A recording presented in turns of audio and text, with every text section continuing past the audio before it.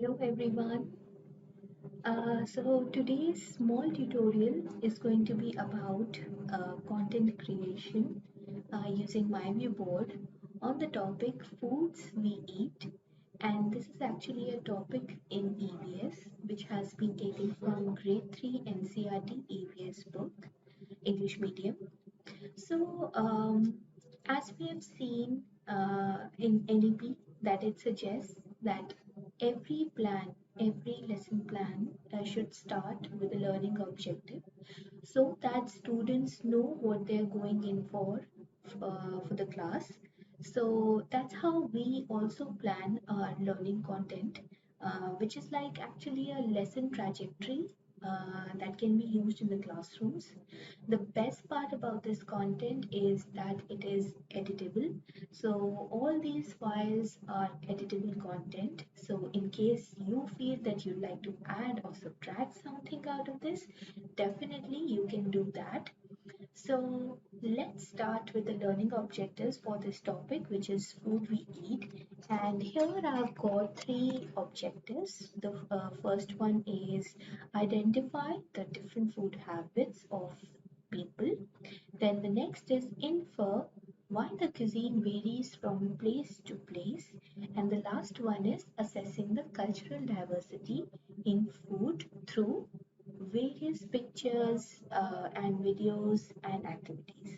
So these three learning objectives we are going to cover. Let's move on to the next page from here. So I want to start my lesson plan or with after discussing the learning objectives.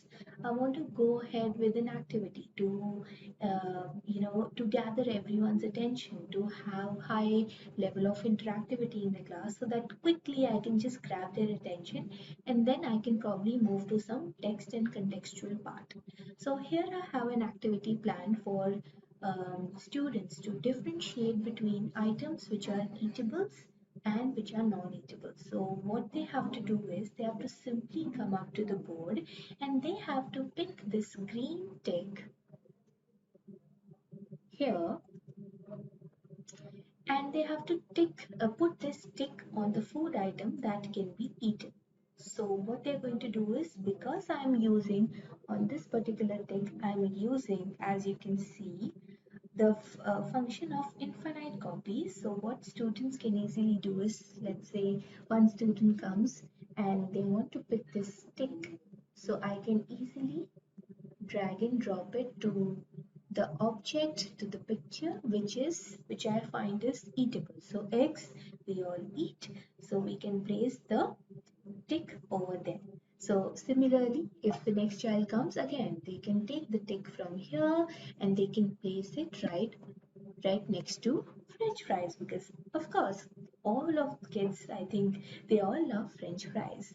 So they can put this tick over there. So this is how level of engagement increases during your class, because you are making sure that each student in the class is participating, is responding to the question you are asking, and of course they're all observing what's happening in the class, right?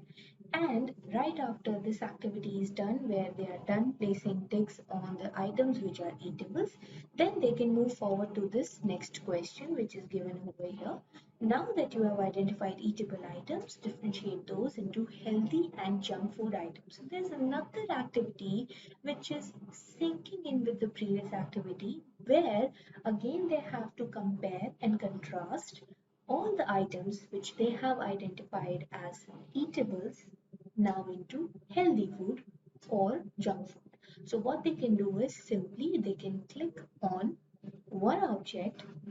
So let's say I've selected this fish and I want to place it into this section, of course, because fish is super healthy for all of us. So I can simply pick it up and place it. But on the other hand, let's say this this has fried food, nuggets, French fries. So what do you all think? Would it go in healthy food or would it be placed under junk food? So yes, although we all find it super yummy, super tasty, but it needs to be placed in the junk food column. So likewise, we have another activity to cater to the students who probably couldn't participate in the first round and then they move to the second round of activities which is planned on the same page. Let's move on to the next page. Okay. Again, it's an activity for you to play in the class with your students, and the very important and the lovely aspect of this activity right here is this timer. So I have personally witnessed that when the teachers are playing time bound activities, it increases and it just accumulates certain level of high energy in the classroom. So whenever you are playing an activity, or probably you just pose a surprise test or a surprise question or having a brainstorming session, try to have a timer along with it. What will happen is that with such timers and with such time bound activities, the level of engagement and that excitement energy level just goes beyond boundaries, right? So it will set your class into motion and get them onto the topic within seconds. So here in this time bound activity, what we have done is we have given a mat sort of a thing, a word wall sort of a thing, where students need to identify the food items in just 2 minutes. So probably we can set the time 2 minutes in the timer. And on my left hand side here, I'll just quickly mark it. Here we have given two options. One is for look across and the next one is for look down. So here we have certain hints for the students to come, read and interpret, and then probably share their responses at the same time. So the first one, let's try to crack the first one. So it says, I am a fruit and red in color. I am not an apple. Okay, and for to link it with, to link the hints, we have provided certain images as well, so that the hint and the picture can be linked together, and then the student can respond better. Okay, so the very first, as I just read, is I'm a fruit and red in color. I'm not an apple. So here I have something, of course, in red color, which is this. So what students can do is, of course, it looks like cherry. So we can try finding cherry.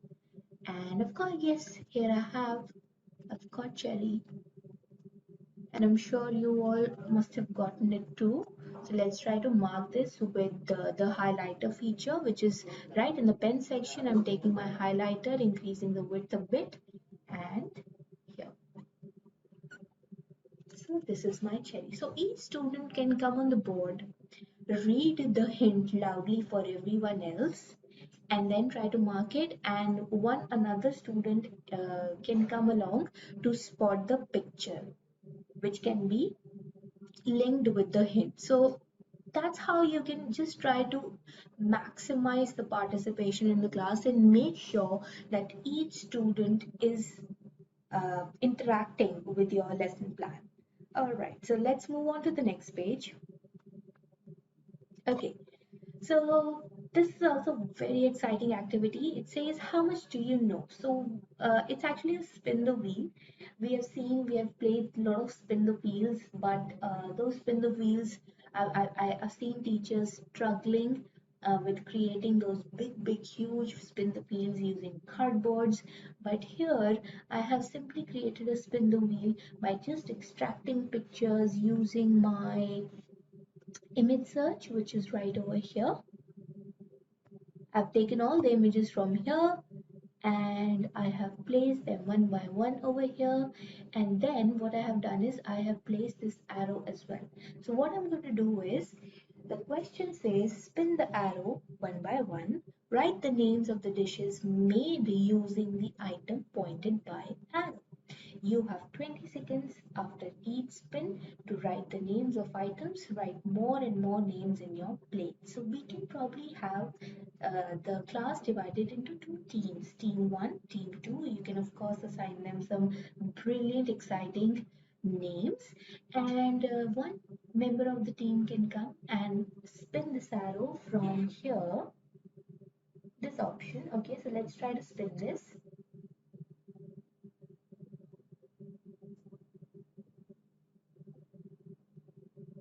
Okay, great. So we have yogurt, right? So now probably you can take the timer from here,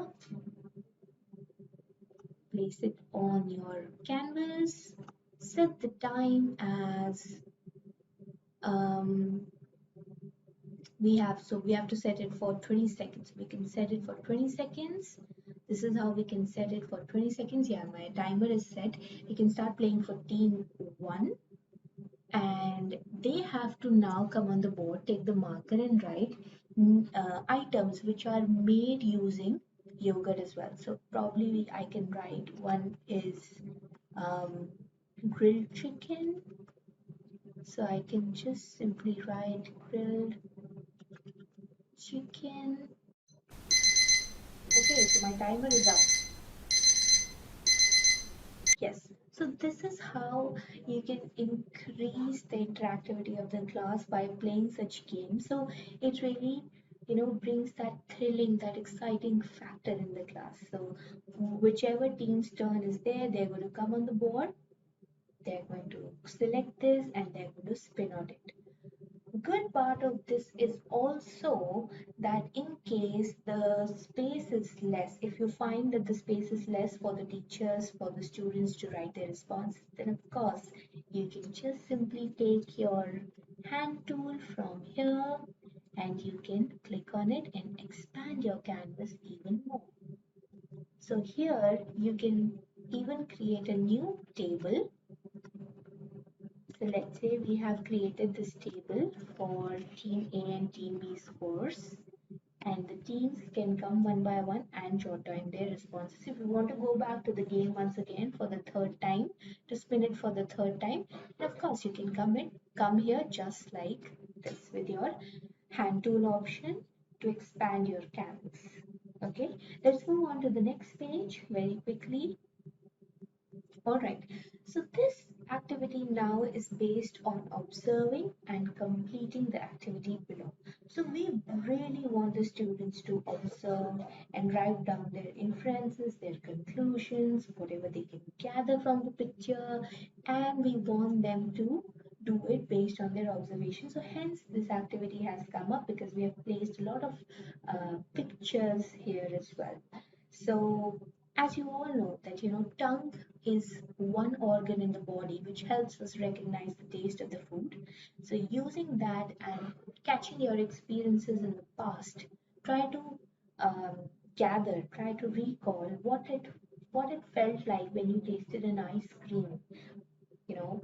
When was the last time probably you tasted the ice cream, and how did you feel? What did it taste like? So of course, the picture looks very tempting though, but we have the section to for the students to come and write the responses. So it says it is an ice cream. It is. So we can go ahead with the answer. It is sweet, and these are mangoes, right? These are mangoes. And how do they taste like? So you can ask the students and you can gather from their previous experiences as well. And believe me, when you try to connect with their real life scenarios, real life situations, when they share their previous and past experiences, that assures that that topic will not be wiped out of their memory, because that is something that they have experienced and that is something they can relate to. So try to place all those little items that you think they might have seen their mothers buy, or they might have seen their mothers or anybody in the house for that matter being used in the food items that are being cooked at their place, right? All right, great. So next, let's move on to the next activity. Okay, so like I said, that this chapter of Foods We Eat has been taken from grade 3 NCRT EVS book. So similar sort of activity in which students are being told that what is the difference between the food that babies eat, young generation eats, adults eat, and the older generation eats. So something of this sort has been taken from the NCRT text only. It has been extracted right from there. However, the layout is definitely changed. The questions are different. However, the feel of the question, the feel of this topic is quite similar. So here we have depicted that this is Preeti and she has brought some food items for Reeti that are shown alongside. And Reeti is actually Preeti's younger sister and she's just 6 months old. So could you help Preeti identify those items which Reeti can eat? So of course, 6 months old, baby, small toddler.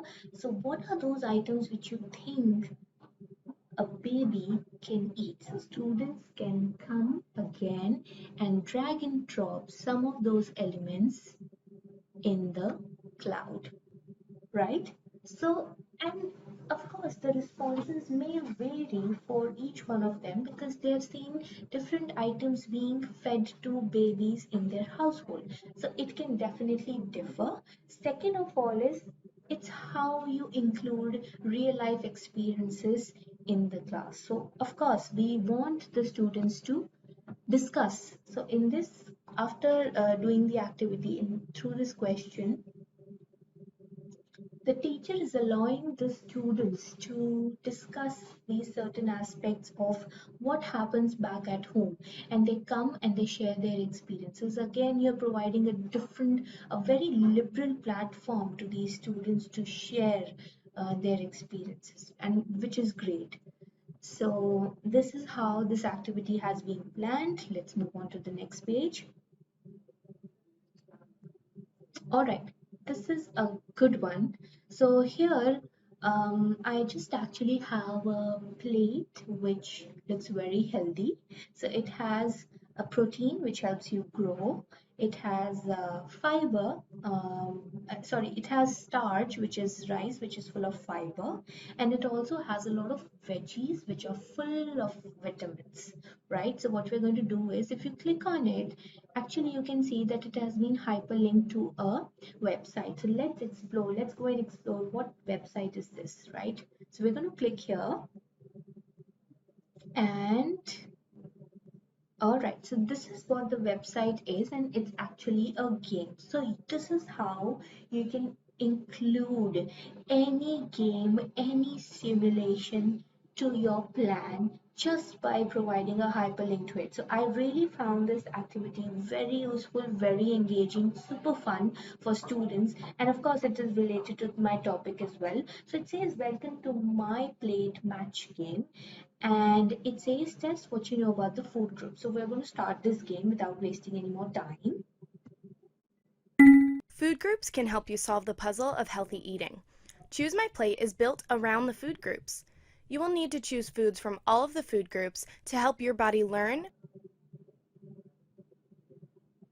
Okay, so the question is, can you build the plate by dragging the food groups into the right spot? Let's see. So we are going to click on go.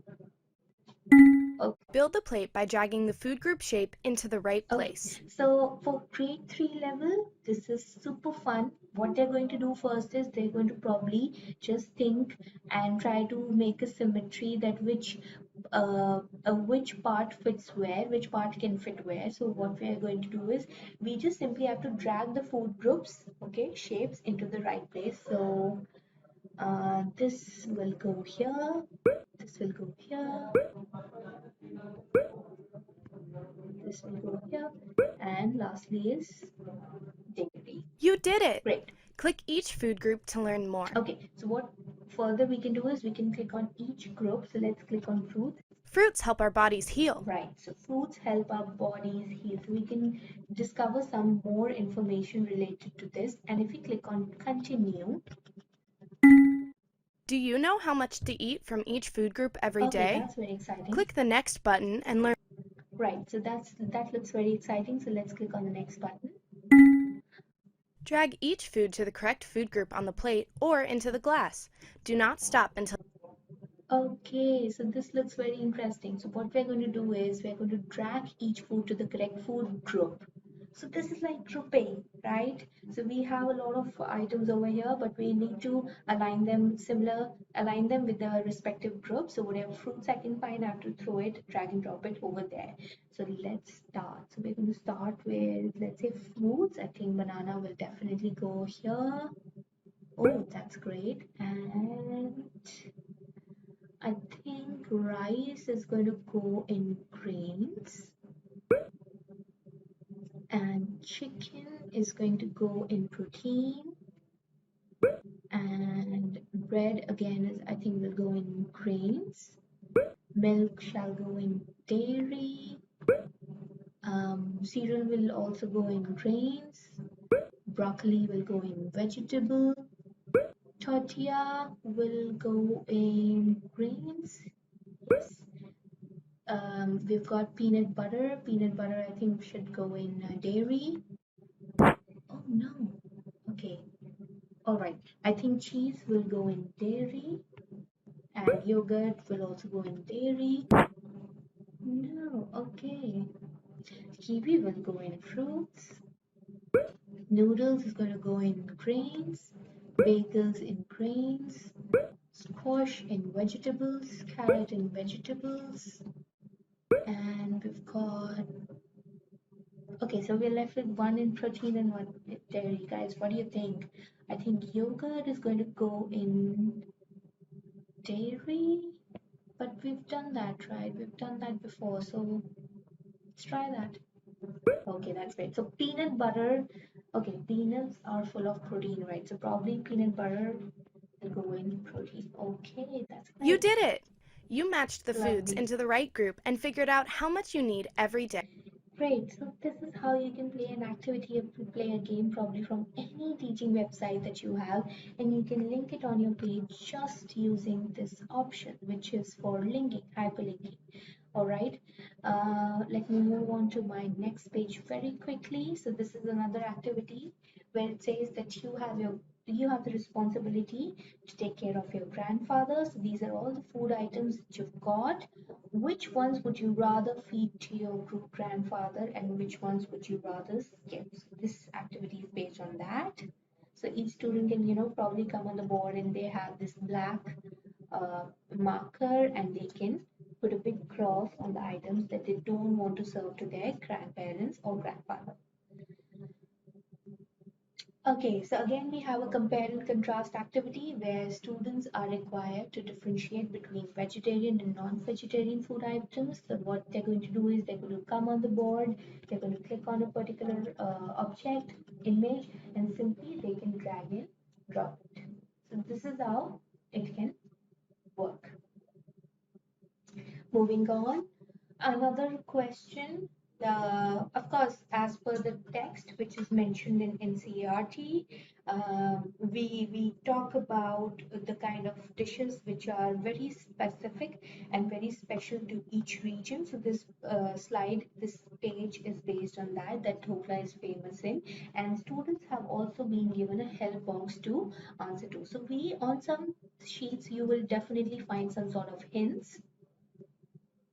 Again, an activity on food variety where you have to help your four friends who are trying to give some reasons for this food variety that is there, that is making a distinguishing uh, impact on the kind of food variety which is very specific to each region in India. Okay, so here's the slide for activity time where students are supposed to write down the favorite food of your family members. It's very interesting, very interactive, because they're going to go back home and they're going to interact with their parents related to the topic which has been dealt in the class. And of course, there's some sort of learning which they always take back home and which they bring to the class again. And lastly, I also have for the closure activity, for the closure time, I've also kept some assessment questions where I can simply save my questions through match a box polls section. So I have arranged some of the questions over here. You can see I have 5 questions. So when I click on any question, I can play it. So this question says, did all the children in the class eat the same food items yesterday? It's a very open-ended question. So as you can see, the format of the question is also written on the left-hand side, that this is a free format, means it's an open-ended question. No answer is right or wrong over here. Every answer is appreciated, right? And then the next question is, it's again a free format. It says, how do you know that you're hungry? When do you know? How do you get to know? So again, we are trying to inculcate, and we're trying to include child's experiences in the classroom. Can all old people eat putta? Right? So it's a very interesting question. So this question is actually based on voting. So do you see the kind of variety of questions I have put in the questionnaire for my students? You can probably have an MCQ. I think I have posed an MCQ as well here. Yes, so the last question is actually an MCQ, and it says which of the following can be prepared using rice. They can actually click on multiple options as well. So the options are cake, dosa, bread, kheer. Once I start playing it, the students will get 1 minute to jot down their answers or share their answers verbally, or if they are connected with me in an online class, then they can share their answers using this scanner, so they can easily scan this QR code or go to this link and have all the questions on their device, and when I start playing this, it will display as is on their screens. So this is how, in multiple modes I can run my amazing interactive and highly engaging lesson plans.